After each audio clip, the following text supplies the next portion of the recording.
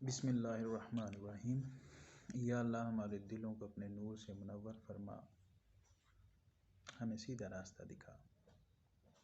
I am Mazhar Ali, founder of Mazhar Ali foundation.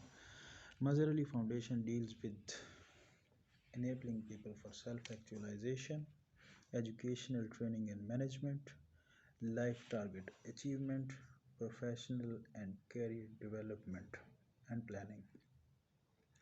आज हम बात करेंगे लेक्चरशिप की तैयारी, हेडमास्टर और हेडमिस्ट्रेस की टेस्ट की तैयारी, इंटरव्यू की तैयारी किस तरह करनी है, कैसे करनी है।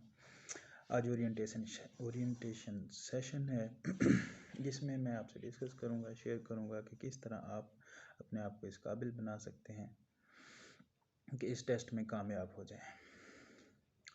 कोविड की वजह से रेगुलर क्लासेस अरेंज करना मुनासिब नहीं था, ना ही हो सकती थी। इसलिए मैंने ऑनलाइन क्लासेस का आगाज़ किया है ताकि ज़्यादा से ज़्यादा तलबा मुस्तफ़ीद हो सकें और इस टेस्ट की तैयारी में कामयाब हो सकें। हमारे बहुत सारे स्टूडेंट्स जिनको हमने रेगुलर क्लासेस दी थी वो 17-18 ग्रेड में काम कर रहे हैं। इस वक्त प्रॉपर गाइडेंस की बहुत ज़रूरत है। आप समझ लीजिएगा, इस सेशन में आपको ये सारी बातें बताई जाएंगी कि गाइडेंस क्या होती है, कैसे आपने इस टेस्ट को तैयार करना है। इम्पोर्टेंट ये है कि लेक्चरर की vacancies Punjab public service commission की वेबसाइट पर अपकमिंग जॉब्स में टैग हुई थी, फिर रिमूव हो गई। कुछ अर्सा पहले हेडमास्टर और हेडमिस्ट्रेस की वैकेंसीज़ टैग हुई, फिर रिमूव हो गई। कोई मसला नहीं, ये इतना अहम नहीं है। अहम क्या है? अहम ये है कि ये सीटें वेकेंट हैं। आज या कल किसी भी वक्त ये फिल होनी है। होनी कैसे है? पब्लिक सर्विस कमीशन के थ्रू, टेस्ट के थ्रू, इंटरव्यू के थ्रू। कब होनी है ये गवर्नमेंट डिसाइड करेगी, और किस किस ने सेलेक्ट होना है ये आपने डिसाइड करना है। राइट? आपने तैयारी कब शुरू करनी है ये आपने डिसाइड करना है। अभी शुरू करनी है या अनाउंसमेंट के बाद करनी है? जब टेस्ट अनाउंस हो जाएगा, जब सीट्स अनाउंस हो जाएंगी, जब आप अप्लाई कर देंगे तब तैयारी शुरू करनी है, ये आपकी मर्ज़ी है। लेकिन इसका रिज़ल्ट क्या होगा ये मैं आपको बता देता हूँ। आने वाले सेशन में मैं आपसे ये डिस्कस करूँगा कि कितना सिलेबस है और कैसे आपने इसको कवर करना है। तो उस सिलेबस को नज़र में रखते हुए फिर आप आखिर में फ़ैसला करना है कि तैयारी कब शुरू करनी है। ये कॉम्पिटिटिव एग्ज़ाम है, इसमें 1 नंबर कम होने का जो नतीजा है वो क्या निकलेगा कि इस कंपटीशन में जितने भी लोग अपीयर होंगे, उम्मीदवार होंगे, मेरा ख्याल है 50,000 से ज़्यादा लोग अपीयर होंगे एक पोस्ट के लिए, हेडमास्टर की हो या लेक्चरर की हो। 50,000 लोगों में से जब अगर आपका 1 नंबर कम होगा तो आप 500 दर्जे मेरिट में नीचे चले जाएंगे। ये याद रखिएगा। जब आप 500 दर्जे नीचे जाएंगे 1 नंबर के कम होने से, तो क्या आपका ख्याल है जो आपसे ज़्यादा नंबर लेंगे वो सिलेक्ट होंगे या आप? ये सोच लें। अब आपने तैयारी कब शुरू करनी है ये फैसला कर लें। गाइडेंस आपको वक्त पे मिल जाए, आपको प्रॉपर टाइम मिल जाए, आपको प्रॉपर सिलेबस मिल जाए, आपको प्रॉपर वे मिल जाए कि कैसे आपने इस रास्ते पे चलना है, तो आपकी सक्सेस रेट बढ़ जाएगा, चांसेस बढ़ जाएंगे। मैं अपने सेशन में मुख्तलिफ वीडियोस में सिलेबस के मुताबिक आपको लेक्चर्स में चीज़ें शेयर करता रहूँगा जिससे आप इस टेस्ट की तैयारी करेंगे। नोट्स, गाइडेंस, सवालात के लिए कमेंट करें या नीचे दिए गए व्हाट्सएप नंबर पर मैसेज करें, आपको जवाबात मिल जाएंगे, आपको आपकी क्वेरीज़ का सेटिस्फाइड आंसर मिल जाएगा। सबसे पहले जो चीज़ मैं आपके साथ शेयर करने वाला हूँ वो इस टेस्ट से ज़्यादा ज़रूरी है, इसका पता होना हर इंसान को ज़रूरी है, सिर्फ उम्मीदवारों को नहीं बल्कि वो लोग जो अपनी ज़िंदगी को सेटिस्फैक्ट्री लेवल के साथ गुजारना चाहते हैं, उनके लिए भी बहुत ज़रूरी है। इंसान की ज़िंदगी में 3 सवाल अहम हैं। पहला सवाल, आप कौन हैं? दूसरा सवाल, आप क्या बनना चाहते हैं, ये क्या करना चाहते हैं, मेन लाइफ एम। तीसरा सवाल, ये कैसे करना चाहते हैं, आप अपने लाइफ को कैसे अचीव करना चाहते हैं, या आप कर रहे हैं, या आपने कैसे अचीव किया है। कर लिया तो बहुत अच्छी बात है, नहीं किया, नाकाम हो गए, तो सोचना है कि वीकनेस कहाँ है। इन तीनों सवालों से मिलकर आपकी ज़िंदगी बनी है। मीन यही ज़िंदगी है। The answer of these 3 questions make the word of success. Success क्या है, कामयाबी क्या है। सक्सेस इन तीनों चीज़ों की डेफिनेशन से आपको समझ आएगी कि क्या होती है। पहला सवाल, आप कौन हैं, who are you. Self actualization, अपना मुकाम, आपका मुकाम क्या है, आप कितने काबिल हैं, आपको कहाँ होना चाहिए था, इस वक्त कहाँ खड़े हैं, जहाँ होना चाहिए था वहाँ क्यों नहीं है। सोचें क्यों नहीं है। Try to understand yourself, try to recognize yourself. आपको पता होना चाहिए कि आप कौन हैं, कितने काबिल हैं। नहीं पता, पता करें, सोचें, अभी सोचें, और सोच समझ कर ये फैसला करें कि आपने जिस जगह पर होना था उस जगह पर ना होने की वजूहत क्या हैं। उन वजूहत को रिमूव करें और अपनी लाइफ एम को, अपनी सेल्फ एक्चुअलाइजेशन, अपनी खुद ही को पा लें। वेरी सिंपल, कोई मसला नहीं है। दुनिया में, इस ज़िंदगी में, everything is possible with your struggle aim. So आपने ये देखना है कि आपकी डायरेक्शन कौन सी है, आप किस डायरेक्शन पे जा रहे हैं, आपको किस तरह से काम करना मिल रहा है। आपने जो अपने अंदर के अजीम इंसान को, अपने अंदर के टैलेंटेड इंसान को किस तरह से डिस्कवर किया है, आपने किस तरह से उसको पॉलिश किया है, किस तरह से आपने प्रैक्टिस की है कि अपने अंदर के टैलेंट को बाहर निकालें, अपने अजीम शख्स को जगाएं और अपने मकसद को पालें। एक लड़का था 9 years old, वालदा फौत हो गई, बूढ़ा बाप है, गरीब घराना है, 18वीं सेंचुरी की बात है, प्राइवेट स्कूल नहीं थे, पढ़ता स्कूल में था, स्कूल का बहुत शौक था। ब्यूरोक्रेट, इंडस्ट्रियलिस्ट, बड़े बड़े लोग, जज, उनके बेटे के साथ पढ़ते थे। डेफिनेटली कम्प्लेक्स का शिकार था, बल्कि दूसरे लोग उससे ज़्यादा कम्प्लेक्स का शिकार थे कि ये हमारे साथ ना बैठे, उसकी बेइज्जती करते थे, उसको तंग करते थे। वो उनको सिर्फ एक ही जवाब देता था, वो कहता था, उसका एम था कि मैं जब इस मुल्क का प्रेसिडेंट बनूंगा तो आप मेरे पास आएंगे अपनी अर्जियां लेकर, तो मैं नहीं पूरी करूंगा। That was the bold speaking. Who was he, वो कौन था।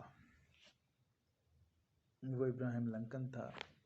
एक दिन अमेरिका का प्रेसिडेंट बना, अपने एम को अचीव किया, मुश्किलात को झीला, स्कूल टाइम के बाद अखबारें बेचता था, शाम को खाना खाता था, स्ट्रीट लाइट में पढ़ता था, सुबह भूखा स्कूल जाता था।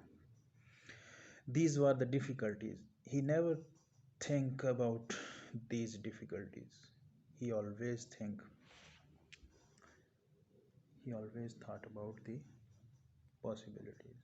वे क्या था, रास्ता क्या था, बनाया रास्ता, चीरा पहाड़ों को, मुश्किलात को दूर किया, प्रेसिडेंट बन गया।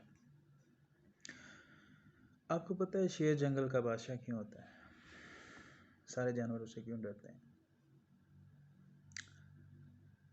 हाथी उससे ज़्यादा ताकतवर, ज़राफ़ा उससे ज़्यादा लंबा, बहुत सारे जानवर उससे ज़्यादा चालाक, लेकिन बादशाह शेर। रीज़न, एटीट्यूड, ब्रेवरी, उसका फैसला करने की कुव्वत। जब फैसला करता है तो डट जाता है, पीछे नहीं हटता, मंजिल की तरफ बढ़ता है, अपने एटीट्यूड को पॉजिटिव रखता है, कामयाब हो जाता है। दूसरे लोग शिकस्त खाते हैं, शिकस्त खा खा के वो लोग ये तस्लीम कर लेते हैं कि जी यही बादशाह है, हम इसकी पैरवी करेंगे। आप भी ये क्वालिटीज़ अपने अंदर पैदा कर सकते हैं, लीडरशिप क्वालिटीज़, आप भी कामयाब हो सकते हैं। दूसरा सवाल, आप क्या करना चाहते हैं? What is aim in your life? Aim कितना बड़ा है और सोच कितनी बड़ी है, कामयाबी भी उतनी बड़ी मिलेगी। छोटी सोच को बड़ी कामयाबी कभी नहीं मिलती। अपने माइंड को बार बार बताएं, समझाएं अपने ऊपर, ये अपने आप को ये बावर कराएं कि आप एक अजीम इंसान हैं। बार बार बताएं, बार बार बताएं, एक ही बात बार बार बताएं। Don't think about the difficulties, think about the possibility. Always think high to do high. बड़ी सोच बड़ी कामयाबी। आप अगर बड़ा सोचेंगे तो बड़ी कामयाबी मिलेगी, आप अगर छोटा सोचेंगे तो छोटी कामयाबी। Yes, you can do that. Always अपने आप को यही बताएं, I can do that, why not me, why not you, हम क्यों नहीं, हम कर सकते हैं। सो अपने आप को ये सिखा दें बात, पाले मंजिल। एक मिथ होती है जहन में कि मैं नहीं कर सकता, मैं काबिल नहीं हूँ। ये मिथ कैसे ख़त्म होती है? एक स्टोरी सुने। 1954 ओलंपिक्स, रेस 1 मील। ये मिथ थी कि 1 मील की रेस कोई भी बंदा 4 मिनट में कंप्लीट नहीं कर सकता। 1954 तक किसी ने नहीं किया। एक बंदा उठा जिसने कहा कि मैं करूँगा। लोगों ने कहा पागल है, नहीं कर सकता, you can't do that, possible ही नहीं है। उसने कहा कि मैं करूँगा। उसने मेहनत की, प्रैक्टिस की, लगन थी, जोश था, अज़म था, वलवला था। उसने किया, अपीयर हुआ, उसने मिथ को तोड़ा। 1954 से पहले कोई नहीं कर सका। 1954 में एक बंदे ने किया। 3 मिनट 59 सेकंड 40 नैनो सेकंड में उसने इस मिथ को तोड़ दिया। उसने कहा जी मैंने रिकॉर्ड कायम कर दिया। नतीजा क्या निकला कि लोगों को ये समझ आ गई कि ये हो सकता है। आज का रिकॉर्ड 3 मिनट 37 सेकंड। बहुत सारे लोगों ने किया है, हज़ारों ने। मतलब क्या है? कभी नहीं सोचना कि यू कांट डू दैट।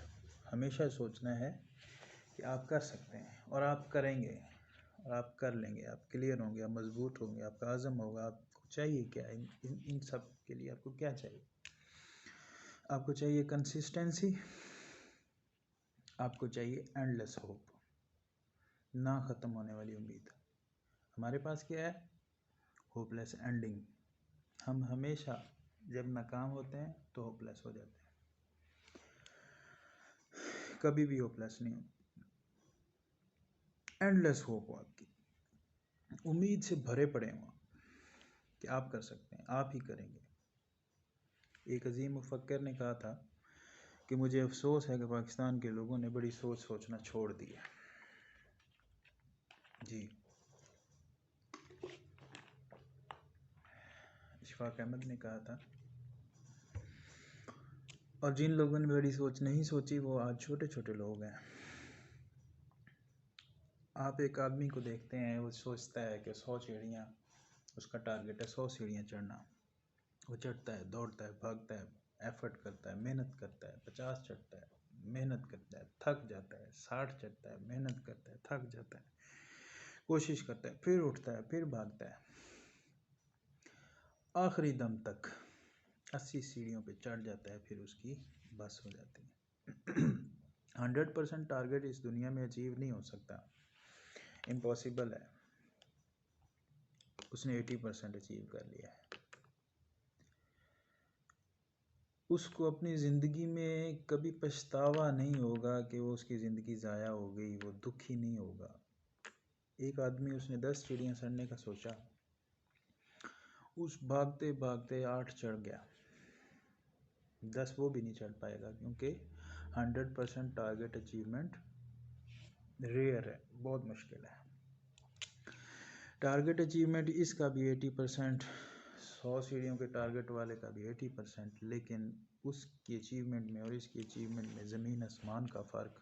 वो दुनिया में कामयाब होगा, वो सेटिस्फाइड होगा, वो अपनी लाइफ से बहुत ज़्यादा मुतमईन होगा। ये बंदा नकारा समझेगा, अपने आप को निकम्मा समझेगा। क्यों?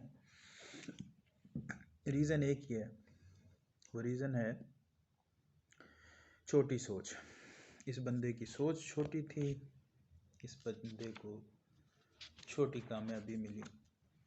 Always think positive, always think about the positive, about your aim, about your target. Clear होना चाहिए, बिल्कुल क्लियर, ये करना है तो आप ज़रूर करेंगे इंशाल्लाह। तीसरा सवाल, कैसे करना है? आप कैसे करना चाहते हैं? This is called methodology. ये आपकी लाइफ में, आपके किसी भी टेस्ट में, किसी टेस्ट केस में आप चाहते हैं आप कामयाब हों, तो कैसे होंगे? कैसे काम करेंगे? या आप ये कह सकते हैं कि आप किन चीज़ों पे भरोसा करते हैं कि आप कामयाब हो जाएं। वो 3 चीज़ें हैं। पहली चीज़, किस्मत।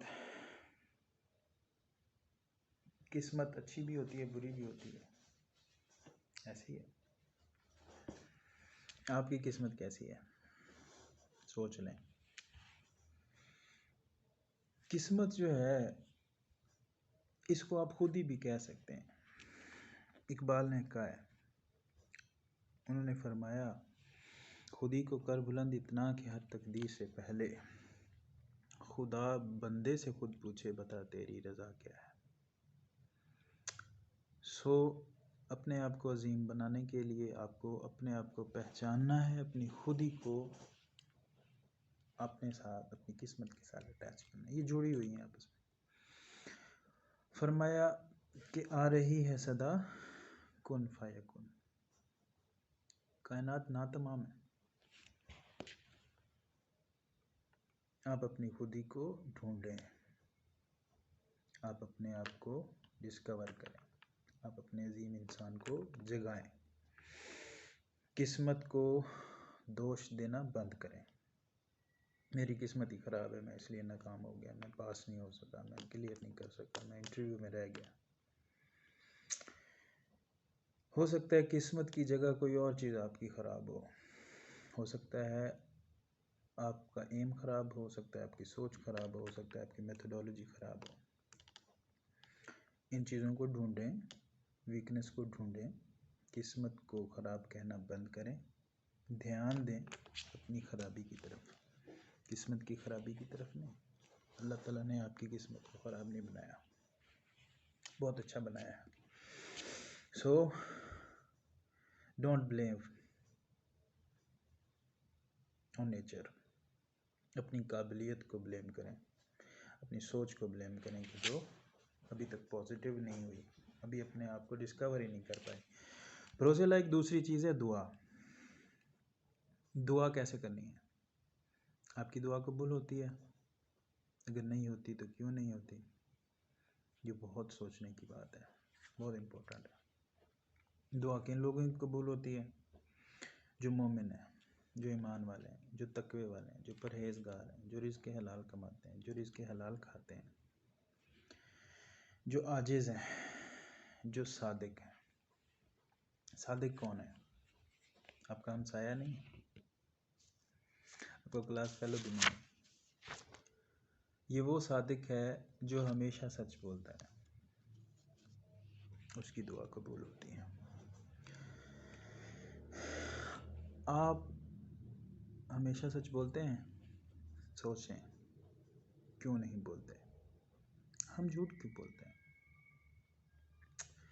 छोटे छोटे फ़ायदे के लिए, छोटी छोटी कामयाबी के लिए हम झूठ बोलते हैं, और नतीजा क्या निकलता है कि दुआएं कबूल नहीं होती। हमेशा सच बोलने के 3 फायदे हैं। दुनिया में लोग, रिश्तेदार, फ्रेंड्स, हल्के अहबाब, आपके साथ काम करने वाले लोग आप पे भरोसा करेंगे, आपकी बात को वेटेज देंगे। वो कहेंगे ये बात करेगा, सच ही करेगा, सच की साथ देगा, सच की हिमायत करेगा, भरोसे लायक बात करेगा, उसको वो सादिक कहते हैं। सादिक बने, दुनिया में फ़ायदा होगा। दूसरा फ़ायदा ये है सादिक होने का, सच बोलने का, अल्लाह के नबी से मोहब्बत पैदा होगी। क्योंकि अल्लाह के नबी ने फरमाया, वो मफ़हूम है हदीस पाक का कि बर्बाद हो गया वह शख्स जिसने किसी को हंसाने के लिए झूठ बोला। हम अपने नबी को नाराज़ कर देते हैं छोटी सी बात के लिए, छोटे से फ़ायदे के लिए। तीसरी चीज़, सच बोलने का फ़ायदा, अल्लाह राज़ी होगा। कैसे होगा? क्योंकि अल्लाह ने कुरान में फ़रमाया है, लानतुल्लाहि अलल काज़िबीन, लानती कभी अल्लाह का दोस्त नहीं हो सकता, कभी उसकी दुआ कबूल नहीं हो सकती। सो ये सोच लें कि आपने लानती बनना है या सादिक बनना है। फिर आप दुआ भी करें, फिर आप अपनी कोशिश भी करें, नतीजा अल्लाह पे छोड़ दें। फिर आपको भी समझ आ जाएगी कि हमारी दुआओं में असर क्यों नहीं है। तीसरी चीज़ है जो भरोसे लायक है, वो है मेहनत। मेहनत कैसे करनी है, मेहनत का फ़ायदा हुआ है या नहीं हुआ, ये सोचना कबल अज़ वक्त होता है। मेहनत एक ऐसा रास्ता है जिस पर चलने के बाद आपको मंजिल तब नज़र आती है जब आप अपने अंदर की काबिलियत को डिस्कवर कर लेते हैं, जब आप अंदर के इंसान को पॉलिश कर लेते हैं। बाज़ लोग बहुत ज़्यादा दौड़ते हैं, बहुत दूर तक जाते हैं, लेकिन मंजिल नज़र नहीं आती। उसकी वजह यही है कि उनकी काबिलियत, उनकी स्किल, उनकी लीडरशिप डिस्कवर ही नहीं हुई। सो उसको डिस्कवर करने के लिए मेहनत का सफ़र जारी रखें, लेकिन कैसे मेहनत करनी है ये भी बहुत ज़रूरी है। उसके लिए आपको जो चीज़ सीखनी है वो ये है जो अल्लाह ने कुरान पाक में फरमाई है, लैसल इंसान इल्ला मा सआ। इंसान के लिए सिर्फ वही कुछ है जिसकी वो कोशिश करता है। ये एक कानून है, कुदरत का कानून है। अल्लाह ने कानून बना दिया दुनिया में और मुखातिब किया है इंसान को। अल्लाह ने मुसलमान को मुखातिब नहीं किया, अल्लाह ने मुखातिब किया इंसान को। इंसान चाहे काफिर है, इंसान बुत परस्त है, मुल्हिद है, मुसलमान है, मोमिन है, कोई भी है, तो वो जब मेहनत करेगा तो उसको उसका सिला मिल जाएगा। ये कानून अल्लाह ने जब बना दिया तो हमने क्या किया, इस कानून को भुला दिया और इस पे अमल किया काफिर ने। वो बहुत कामयाब हो गया और हमने इसको छोड़ दिया, हम बहुत नाकाम हो गए। सो इस कानून को हमेशा याद रखें, हमेशा अपने जहन में बिठा लें कि जब आपकी मेहनत नहीं है तो दुआ भी नहीं है। जब आपकी मेहनत नहीं है, कोशिश नहीं है, तो किस्मत भी नहीं है। ये दोनों चीज़ें आपकी मेहनत के साथ जुड़ी हुई हैं। सो इस बात को जहन नशीन कर लें। अब मेहनत के साथ साथ आपको एक चीज़ जो डिस्कवर करनी है अपने अंदर, जो आपने अपने आप को बताना है कि आप क्या हैं या आपके अंदर जो काबिलियत है वो क्या है, इसमें फोकस करना है अपने दो चीज़ों पे, लीडरशिप एंड मैनेजमेंट। लीडरशिप क्या होती है?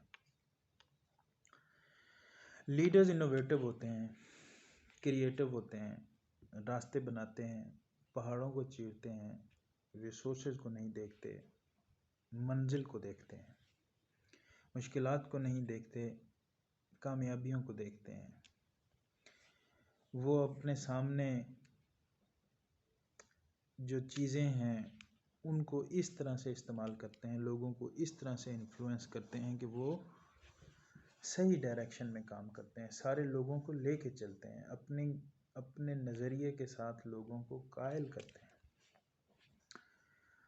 फिर अपने आप को मनवाते हैं कि जी ये हमारी मंजिल थी और हम यहाँ पहुँच गए हैं। इब्राहिम लिंकन मिसाल दे चुका हूँ, लीडर था। अर्तुगरुल ड्रामा देखा होगा आपने। लीडर था उस्मान, अर्तुगरुल का बेटा लीडर था, पूरी दुनिया फतह की, पूरी दुनिया पे हुकूमत की। किस वजह से? लीडरशिप की वजह से, इन्फ्लुएंसिव अप्रोच की वजह से, क्रिएटिविटी इनोवेशन की वजह से, मुश्किलात को पीछे धकेलने से, रास्ते बनाने से, अपने आप को मनवाने से। दूसरी चीज़ है मैनेजमेंट। मैनेजमेंट कैसे करनी है, किन चीज़ों की करनी है? मैनेजमेंट का मतलब होता है efficient use of resources. Resources कौन कौन से हैं आपके पास? मटेरियल रिसोर्सेज क्या हैं?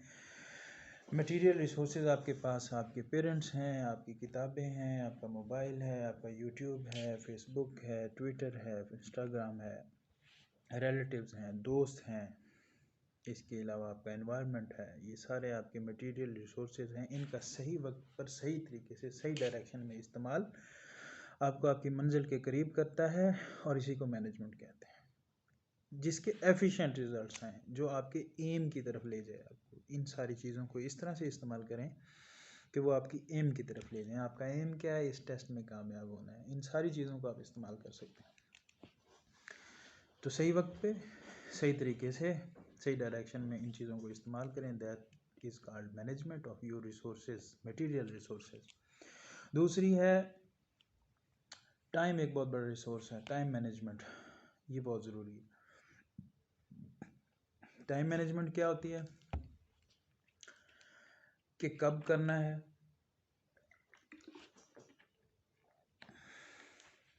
कब पढ़ना है, क्या पढ़ना है, कैसे पढ़ना है, कितना पढ़ना है। आपके हिसाब से बात कर रहा हूँ। अगर लाइफ में मकसद कोई भी है तो आपने उस मकसद की अचीवमेंट के लिए अपने टाइम को कैसे इस्तेमाल करना है, कब करना है, कितना करना है, ठीक है, क्या करना है। पहली चीज़ है कि कब पढ़ना है। आपने, आपके लिए बात कर रहा हूँ, कब पढ़ना है? जब दिमाग हाजिर हो, जब रैम खाली हो, जब डिस्टर्बेंस ना हो, जब क्लैरिटी हो, जब आपका जहन खाली हो, जब आपके अंदर सुकून हो, तब पढ़ना है।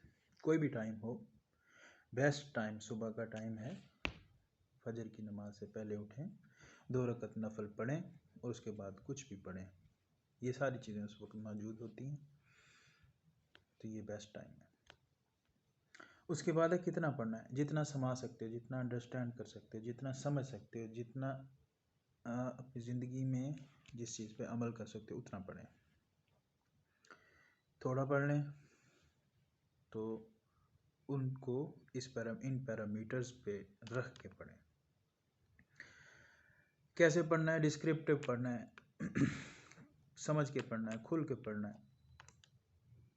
आपने ब्रीफली MCQs टाइप नहीं पढ़ना, कंफ्यूज हो जाएंगे, रट्टा नहीं लगाना, मिंगल हो जाएगा, समझ नहीं आएगी, थ्योरी नहीं समझ आएगी। आप एक थ्योरी पढ़ लें, समझ लें, अंडरस्टैंड कर लें, डिस्क्रिप्टिवली उसकी रिसर्च कर लें तो 1000 से ज़ायद क्वेश्चंस आप उससे हल कर सकते हैं। 1000 क्वेश्चंस आप हल कर लें, याद कर लें, रटा लगा लें। हो सकता है आपको थ्योरी समझ ना आए और 1001वां क्वेश्चन आ गया तो आप हल नहीं कर पाएंगे। राइट। अब आते हैं क्या पढ़ना है। That is called your syllabus. ये बड़ा इम्पोर्टेंट है। इसी के ऊपर बेस करती है आपकी स्टडी और इसी के ऊपर आपको आज का फैसला करना है कि आपने तैयारी कब स्टार्ट करनी है, अभी से या जब टेस्ट अनाउंस होना है तब से। तो सुन लें जी, सिलेबस क्या होगा, सुन लें। Educational administration and supervision, that is the one subject. Subject wise आपको बता देता हूँ। जो लेक्चरर एजुकेशन और हेडमास्टर और हेडमिस्ट्रेस की तैयारी है उसके लिए ये चीज़ें टेस्ट में आएंगी, तो आपने इसको कैसे तैयार करना है ये उनकी डिटेल है। बाद में आपसे लेक्चर्स में ये शेयर करूँगा कि किस तरह इनकी आगे फर्दर डिवीज़न है। दूसरा सब्जेक्ट एजुकेशनल साइकोलॉजी है। तीसरा है हिस्ट्री ऑफ एजुकेशन है। एजुकेशनल असेसमेंट एंड एवेल्यूएशन है। रिसर्च मेथड्स ऑफ एजुकेशन है। Curriculum development and implementation, philosophy of education, comparative education, foundation of education. तो ये वो मेन सब्जेक्ट्स हैं जिसकी आपको तैयारी करनी है और जिनके ऊपर से आपको टेस्ट बन के आएगा और आप उसको हल करेंगे। इसके अलावा जो चीज़ें पेपर में आएंगी वो हैं पेडागोजी है, टीचिंग मेथडोलॉजी है, एजुकेशनल हायरार्की है, जीके है, करंट अफेयर है, कंप्यूटर है, जनरल नॉलेज है, जनरल एबिलिटी है, इंग्लिश है, उर्दू, पाकिस्तान स्टडीज़ है, basics, everyday science and educational policies. अब सोच लें ये सारी चीज़ें कितने अरसे में आप तैयार कर सकते हैं कि कम्पिटिटिव एग्ज़ाम में आप टॉप पे आ जाएं, 50,000 लोगों में आप ऊपर चले जाएं, आप टॉप 10 में आ जाएं। सोच लें तैयारी कब करनी, अनाउंसमेंट के बाद या अभी करनी है तो तरीक़ाकार गाइडलाइंस मैं आपको देता रहूँगा। मेरे चैनल के साथ कनेक्टिव रहिएगा। एक माह में जो भी लोग तैयारी करने का सोच रहे हैं, जो चाह रहे हैं कि हम एक माह में तैयारी करेंगे, अपना एम अचीव कर लेंगे, वो किसी खाम ख्याली में है, वो कभी कामयाब नहीं होंगे और फिर वो कहेंगे कि जी हमारी किस्मत ख़राब है। किस्मत को ब्लेम देना बंद करें, मैं फिर कहूँगा मेहनत शुरू करें और अभी से करें। अगर नहीं करेंगे तो आप कहलाएंगे नाकाम और फिर आप दोष देंगे कि आप ने या नेचर ने आपको अपॉर्चुनिटी मिली है लेकिन आपने अपनी स्किल्स को इम्प्रूव नहीं किया। सो अपनी स्किल्स को इम्प्रूव करें, अपने आप को डेवलप करें, अभी से करें, चैनल से कनेक्ट रहें। मैं फर्दर वीडियोस में इस सारे सिलेबस के लेक्चर्स अपलोड करूँगा। आपके पास जो भी क्वेश्चंस होंगे, जो क्वेरीज होंगी, वो कमेंट्स में और व्हाट्सएप पर मुझे भेज सकते हैं, मैं उनके आंसर करूँगा। अल्लाह आपको आसानियाँ अता फ़रमाए, आसानियाँ तकसीम करने की तौफीक अता फ़रमाए। अल्लाह हाफ़िज़। सवालात, गाइडेंस, नोट्स, मालूमात के लिए दिए गए नंबर 030361326767 पर व्हाट्सएप करें। चैनल को सब्सक्राइब करें, फेसबुक पेज को फॉलो करें। अल्लाह आपका हामी नासिर हो। वस्सलाम।